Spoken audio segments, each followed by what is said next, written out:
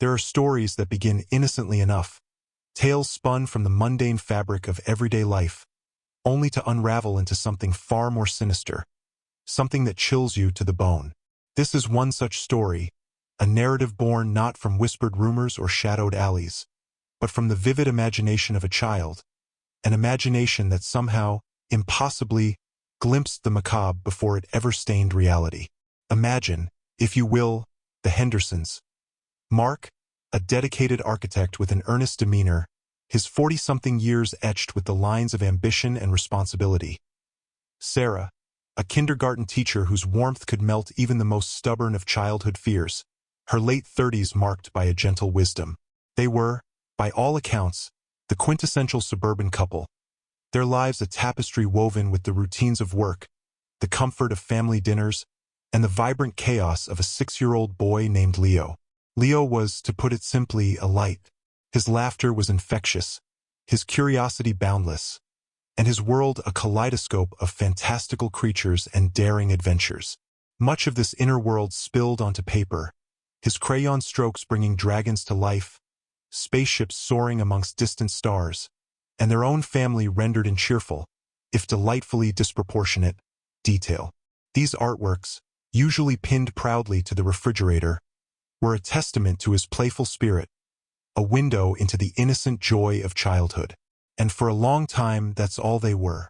But then, a subtle shift began, almost imperceptible at first, like a shadow lengthening just beyond the periphery of your vision. Amongst the cheerful scenes, new images started to appear, tinged with a darker, more unsettling tone. A figure, lying prone, a crimson pool spreading beneath them, a shadowy silhouette looming overhead, a window, shattered into jagged shards, illuminated by the cold light of a street lamp in the dead of night. Sarah, ever the optimist, initially dismissed them as fleeting expressions of a vivid imagination, perhaps a fleeting fascination inspired by a cartoon or a story he'd heard. Children, after all, go through phases, don't they? This was, she reasoned, just a temporary dalliance with the dramatic. Mark, immersed in the demanding blueprints of his latest project, barely registered these shifts in Leo's artistic output. His mind was consumed by deadlines, structural integrity, and the relentless pressures of his profession. Yet, Sarah couldn't shake the growing unease. The drawings were becoming more frequent, more detailed, and disturbingly consistent. The victim in these crude yet unsettling depictions, though generalized, seemed to share certain characteristics. Dark hair, a similar build, and a recurring item of clothing, a distinctive striped scarf. Sarah found herself caught in a silent struggle, a nagging feeling that there was something profoundly more to these images than just a child's fleeting fantasy. The innocence she had always associated with Leo's artwork was slowly, inexorably, being replaced by a gnawing sense of dread. One quiet afternoon, while tidying Leo's room, Sarah stumbled upon a hidden cache beneath his bed. Not one or two, but dozens of these unsettling drawings, each a chilling variation of the same grim scene. The sheer volume, the obsessive repetition of the disturbing imagery, sent a shiver straight through her. It was a cold, hard realization that this wasn't just a phase. This was something deeper, something profoundly unsettling. That night, sleep became an elusive luxury for Sarah. The disturbing images flashed behind her eyelids, a relentless, waking nightmare. The playful innocence she cherished in her son's art had been utterly eclipsed by a pervasive sense of unease. The next morning, with a heavy heart, she decided to confront Mark. She carefully laid out the drawings on the kitchen table, the vibrant colors of the crayons contrasting starkly with the gruesome scenes they portrayed. Mark, initially dismissive, his mind still half ensnared by work, visibly paled as his gaze swept over the multitude of images. The sheer number, the unsettling consistency, struck him deeply. Then his eyes fixated on the striped scarf. It looked to him eerily familiar. They racked their brains trying to place it. Was it someone they knew? A neighbor they'd casually nodded to? A distant, forgotten relative? The uncertainty hung heavy in the air, a suffocating presence. They agreed with a shared, unspoken fear to keep a closer eye on Leo, to observe his behavior, and to try and decipher what might be influencing these unsettling creations. They even considered seeking professional help, unsure how to navigate this bizarre and terrifying development. Days bled into weeks, and the drawings continued their relentless appearance. Leo, when gently pressed about them, would simply shrug or mumble that he didn't know why he drew them. His demeanor remained largely unchanged. He was still their bright, playful boy, which only served to deepen the enigma surrounding his artwork. The Hendersons found themselves living under a pall of unspoken fear, a constant low thrum of anxiety beneath the surface of their seemingly normal lives.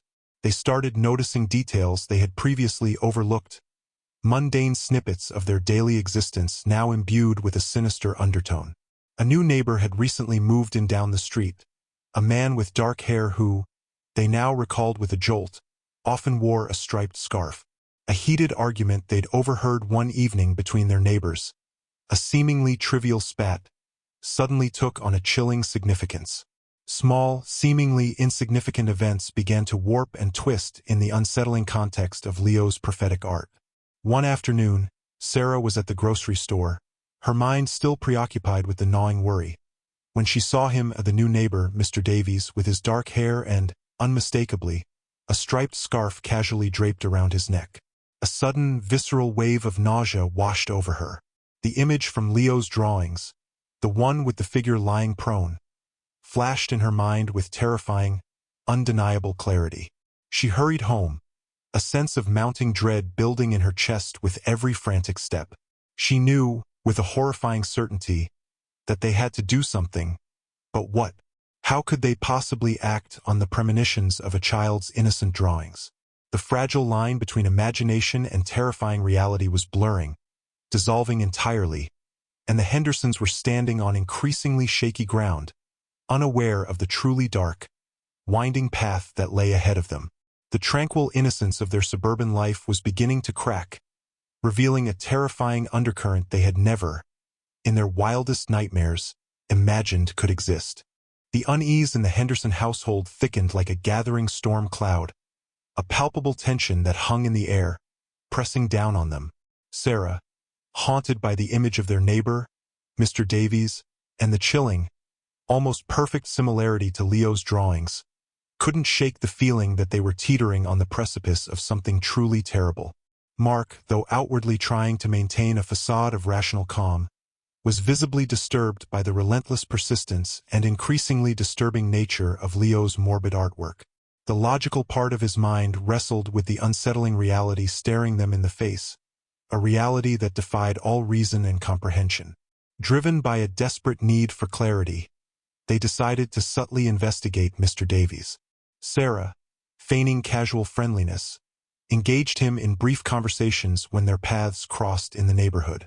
These seemingly innocuous exchanges revealed little beyond the mundane details of his recent move and his seemingly solitary existence. He was polite, if somewhat reserved, and offered no hint of the sinister undertones that now shadowed him in their minds. Yet, every small detail Sarah gleaned, every observation she made, seemed to reinforce the unsettling image from Leo's drawings: the dark hair, the sturdy build, and, disturbingly, she had spotted him wearing a striped scarf on several occasions, a scarf that now felt like a brand of impending doom. One afternoon, while Leo was safely ensconced at a playdate with a friend, Sarah and Mark, fueled by a nervous energy, ventured near Mr. Davies' property. They tried to make it look like a casual stroll, their hearts pounding a frantic rhythm against their ribs. From a distance, they could see into his backyard, a scene of quiet domesticity that sharply contrasted with the dread in their souls. Then, Sarah gasped, clutching Mark's arm, her fingers digging into his flesh.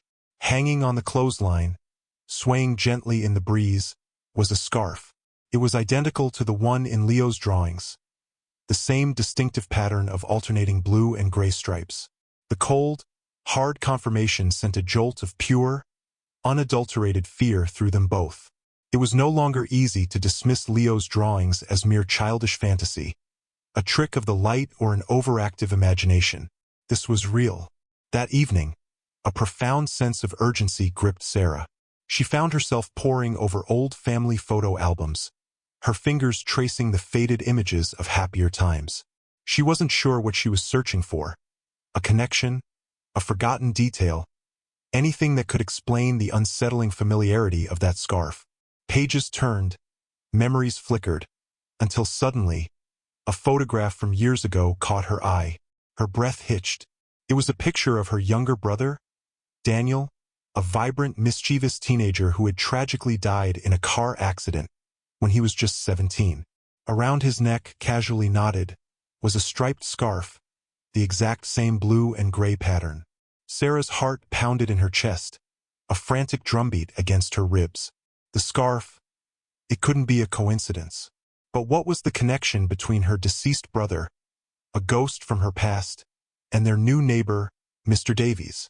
A tidal wave of confusion washed over her, quickly followed by a chilling sense of dread, a premonition of dark secrets yet to be uncovered.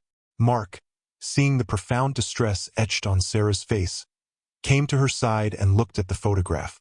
His eyes widened in immediate recognition. "That scarf.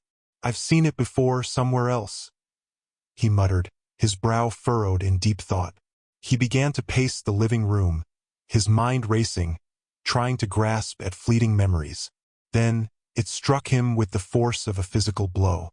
Years ago, before they were even married, Sarah had shown him a dusty box of Daniel's cherished belongings, a memento box filled with the fragments of a life cut tragically short. He distinctly remembered seeing that scarf, folded neatly within. But how, then, could Mr. Davies possibly have it now? The mystery deepened, the threads of the story becoming increasingly tangled, weaving a web of intrigue that threatened to ensnare them all. Driven by a desperate, almost primal need for answers, Sarah made a difficult decision. She decided to reach out to her estranged mother. Their relationship had been strained for years following Daniel's death, a gaping wound that had never fully healed, leaving a chasm of unspoken grief and blame between them. Hesitantly, Sarah dialed her number. The conversation was stilted at first, filled with the awkward silences of long-held resentments and unspoken pain. But when Sarah, her voice trembling slightly, mentioned Daniel and the striped scarf, her mother's tone shifted dramatically. A tremor entered her voice, a sudden vulnerability, and she implored Sarah to come over immediately. Sarah drove to her childhood home, a place that simultaneously held cherished memories of innocence and lingering sadness of loss. Her mother greeted her with a weary embrace, the weight of years of unspoken burdens etched on her face. As they sat down in the quiet living room, her mother, with a deep sigh that seemed to carry the weight of a lifetime, revealed a shocking secret, one that had been buried for years, hidden beneath layers of shame and fear. Mr. Davies, their seemingly quiet, unremarkable neighbor, was Daniel's estranged father, a man Sarah had never even known existed. Her mother explained, her voice barely a whisper, that she had had a brief, passionate relationship with him before meeting Sarah's father, a relationship she had kept meticulously secret out of profound shame and fear of societal judgment. Daniel, it turned out, had known about his father and had even met him a few times in secret, without Sarah's knowledge. The striped scarf, the very object that now held such terrifying significance, had been a gift from Mr. Davies to Daniel, a symbol of their secret bond. The revelation hit Sarah like a physical blow, stripping away years of carefully constructed reality. The pieces of the puzzle were now violently falling into place, but the emerging picture was far more disturbing, far more intricate than she could have ever imagined. Why hadn't her mother told her? What was Mr. Davies doing here now after all these years, after all the pain? And most importantly, what did this deeply personal family secret have to do with Leo's terrifying, prescient drawings? As Sarah grappled with this newfound, painful knowledge, Mark, fueled by a protective instinct, did some digging of his own. He remembered Mr. Davies casually mentioning a previous job in a town a few hours away, a seemingly innocuous detail at the time. A quick, clandestine online search using vague keywords soon yielded a local news report from several years ago. A man matching Mr. Davies' description had been implicated in a violent crime, a cold case, though he was never formally charged due to insufficient evidence. The details of the crime were frustratingly vague, but the mention of a witness who had seen a distinctive striped scarf at the scene sent a fresh, icy chill down Mark's spine. The implications were too horrifying to ignore. The Hendersons were now faced with a terrifying and almost unbelievable possibility. Their quiet neighbor, the man intricately connected to Sarah's deceased brother by blood and a dark secret, might be a dangerous individual with a profoundly disturbing past. And somehow, impossibly, their 6-year-old son, their innocent Leo, was drawing his future, a future shrouded in violence and mystery. The idyllic facade of their suburban life had shattered completely, revealing a hidden network of secrets, betrayals, and potential danger that threatened to engulf them all. The question was no longer just about the perplexing meaning of Leo's drawings, but about how to protect their family, how to shield their son from a threat they couldn't fully comprehend, a threat seemingly foretold by the innocent hand of a child. The path ahead was dark and uncertain, but they knew with a chilling certainty that they would not turn back. The revelation about Mr. Davies being Daniel's estranged father, combined with the unsettling local news report of a past, unsolved crime, plunged the Hendersons into an agonizing state of heightened anxiety and fear. The innocent drawings of their son, once a source of amusement, now carried the unbearable weight of a potential and terrifyingly specific prophecy. They knew with a chilling certainty that they couldn't ignore the mounting, bizarre evidence. But how could they possibly act without concrete, undeniable proof, based solely on the abstract artwork of a child? Sarah, still reeling from the bombshell of her mother's long-held secret, felt a surge of complex emotions.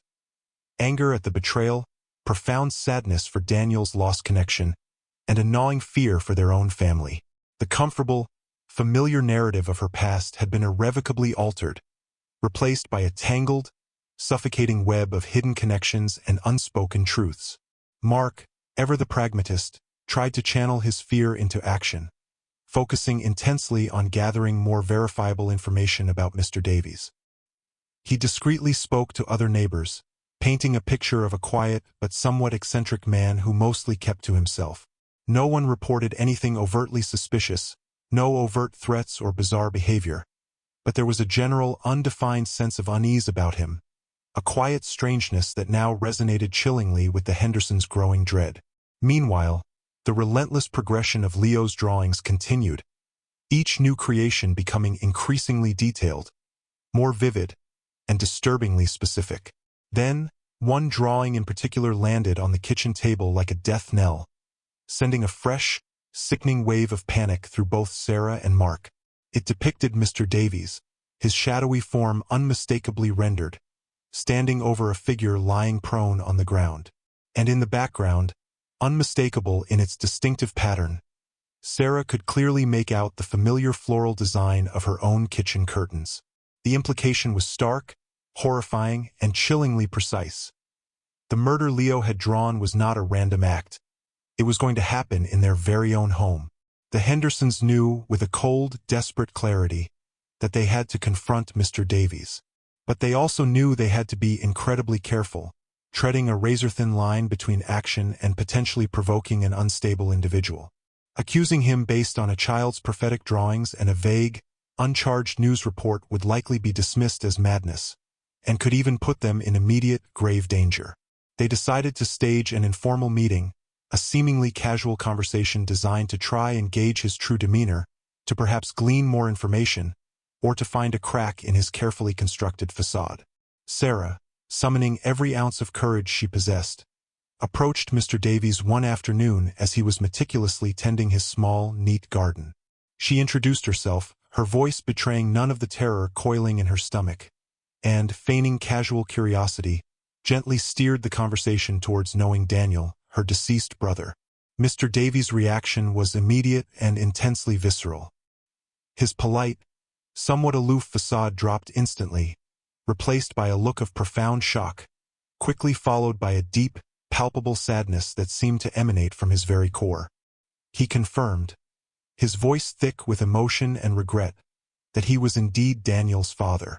He spoke of his profound sorrow, his deep regret at not being a part of Daniel's life, of the immense pain he had carried silently since his son's tragic death.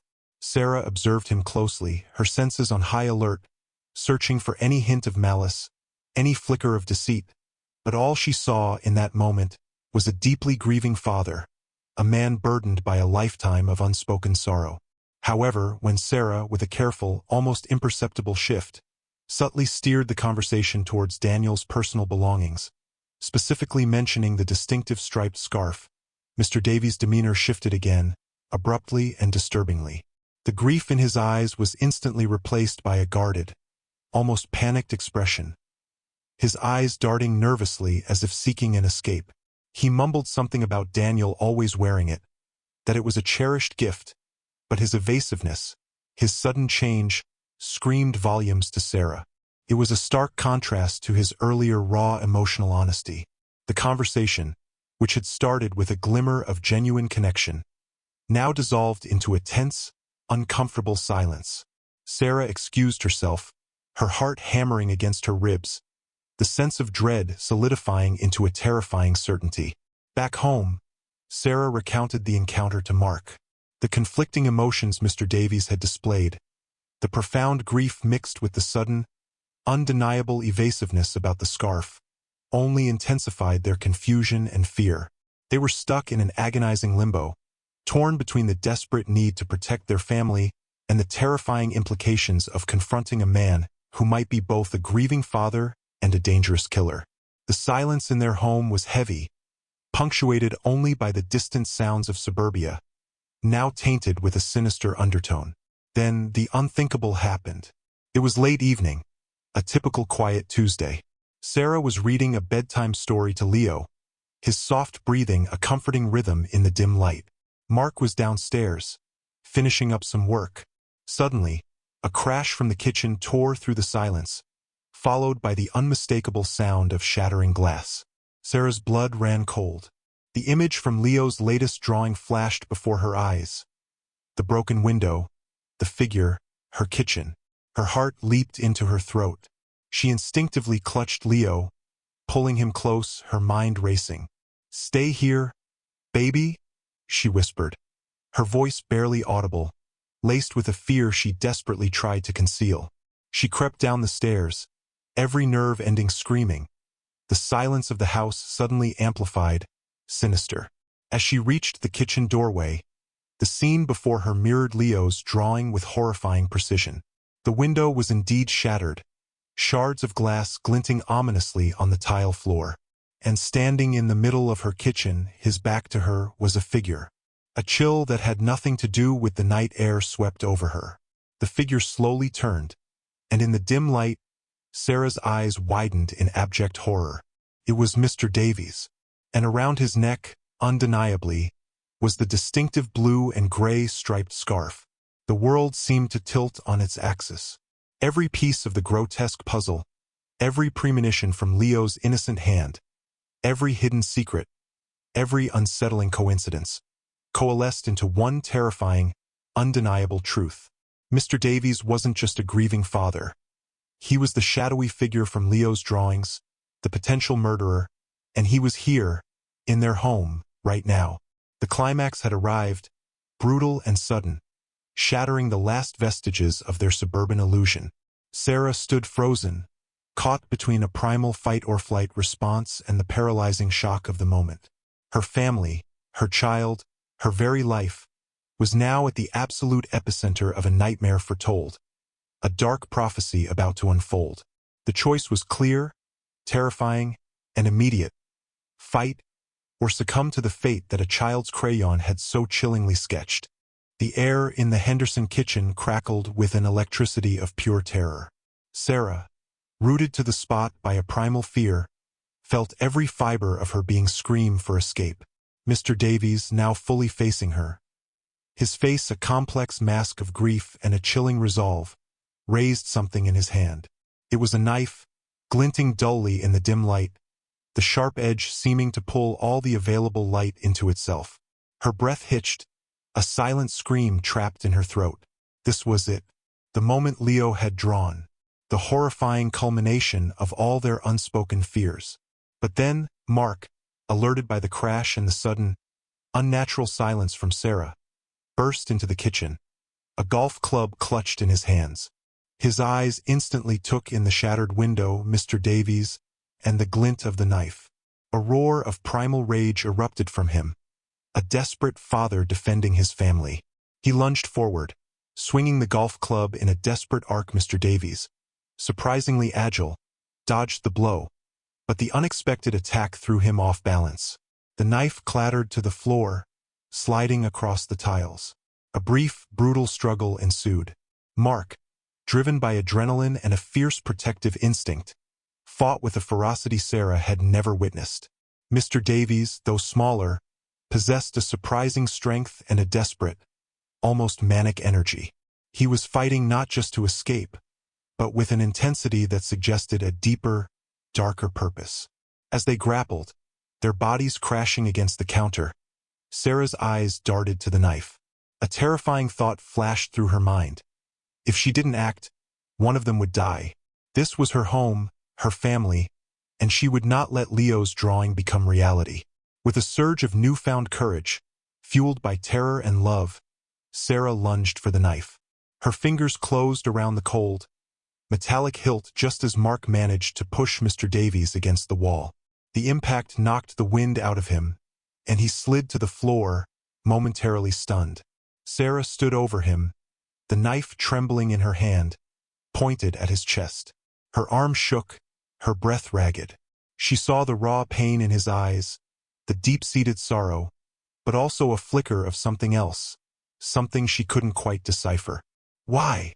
Sarah gasped, her voice hoarse, tears streaming down her face. "Why are you here? What do you want?" Mr. Davies coughed, slowly pushing himself up against the wall. His voice was raspy, laden with an agonizing mix of grief and something akin to a desperate confession. I came for the scarf," he whispered, his eyes fixed on the now visible striped scarf still around his neck. "Daniel, he cherished it. It was mine first, a gift from my father, passed down. But it became his, after he died. His mother, she wouldn't let me near anything of his. She blamed me, she cut me off. I wanted it back, a piece of him." His explanation, though tinged with desperation, did little to quell Sarah's fear. But the drawings, Leo's drawings, the murder. "Why were you coming in here like that?" Mr. Davies' eyes widened slightly, a flash of genuine confusion. "Drawings? Murder? I don't know what you're talking about. I was trying to get in, yes. I saw a window open a crack earlier. Thought I could slip in and grab it while you were sleeping. I was so desperate. I didn't want to hurt anyone. I just wanted my son's scarf back. My connection to him. I tried the back door, but it was locked. I saw a rock. I threw it at the window. To break in, quietly. Not to hurt you, I swear. Just to get the scarf." His words were a whirlwind, and for a terrifying moment, Sarah and Mark didn't know what to believe. Was he truly just a grieving father driven to a desperate act? Or was this a cunning manipulation? The broken window, the stealthy entry, the knife, it all pointed to something far more sinister than a simple retrieval of a memento. But his raw emotion, the way he spoke of Daniel, resonated with Sarah's own grief. Then, Mr. Davies' eyes fell on the distinct floral pattern of Sarah's kitchen curtains, the very detail that had cemented their fear from Leo's drawing. A look of dawning horror crossed his face. "Those curtains? My God!" he breathed, his voice barely audible. "My mother, she had curtains just like that, in her old house, before she died. She was wearing a similar scarf too. I never told anyone about that. That was the real secret." He paused, a chilling realization dawning on him, mirroring the Hendersons' own terror. The local news report, the cold case, the witness who saw a striped scarf. That wasn't about me. Not directly. It was about my mother. She was found, murdered, in her home, years ago. The scarf was found near her body.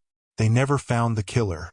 I was a suspect for a short time because I was the last one to see her. But I had an alibi. And the scarf, that particular scarf, It was hers before it was mine. Before I gave it to Daniel. The air in the kitchen grew heavy, charged with a new, even more profound horror. The truth, finally revealed, was not what they had anticipated, but something far more twisted, a generational tragedy woven through time. Leo's drawings hadn't foretold their murder, or even Mr. Davies' murder. They had, in an inexplicable, terrifying way, reached back into the past, touching upon a hidden, unsolved family murder, Mr. Davies' mother's murder, the true source of the striped scarf's malevolent history. Leo had somehow, inexplicably, tapped into a deep, unresolved trauma connected to the scarf, a trauma that mirrored, perhaps, the unresolved grief that still clung to Mr. Davies and, unwittingly, to Sarah through Daniel. The immediate threat of Mr. Davies dissolved, replaced by a shared, overwhelming sense of shock and profound sadness. He wasn't there to murder Sarah. He was a desperate, grieving son, unknowingly drawn to a place connected to a past horror, mirroring a child's inexplicable premonition. The police arrived shortly after, called by a terrified neighbor who had heard the commotion. The situation was messy, complex, and deeply unsettling. Mr. Davies was taken into custody, not for attempted murder, but for breaking and entering, and for further questioning about his mother's unsolved case, now reopened with this bizarre, new connection. In the days that followed, the Hendersons tried to make sense of it all. Leo's drawings gradually returned to their cheerful, imaginative themes, as if the dark energy that had briefly possessed him had been purged. The incident left them shaken, scarred, but also with a profound understanding of the unseen threads that connect lives, past and present, sometimes in the most inexplicable and terrifying ways. The striped scarf, once a symbol of impending doom, was now a somber reminder of a generational tragedy, a hidden truth brought to light by the innocent, yet eerily prophetic, hand of a child. Their suburban home, once a sanctuary, now carried the indelible imprint of a night when reality warped and the veil between the known and unknown thinned. They learned that some mysteries aren't about simple villains and victims, but about the profound, often tragic, echoes of the past, resonating through lives, sometimes for generations. And sometimes, the most unsettling truths are revealed not through logic or reason, but through the intuitive, unexplainable perception of a child. It was a terrifying ordeal, a journey into the heart of darkness that began with a crayon and a premonition. It taught them that some stories, no matter how unbelievable, hold a terrifying truth, and that sometimes the past isn't just behind us. It's waiting, in the most unexpected places, to finally be seen. If the story resonated with you, if it sent shivers down your spine and made you question the fabric of reality, then please consider giving this video a thumbs up. Don't forget to subscribe to our channel for more deep dives into the chilling, the mysterious, and the truly unbelievable. And hit that notification bell so you never miss another story that will keep you awake at night. We have so many more tales waiting to be uncovered, so many more secrets to explore together. Thank you for watching, and stay curious, stay vigilant.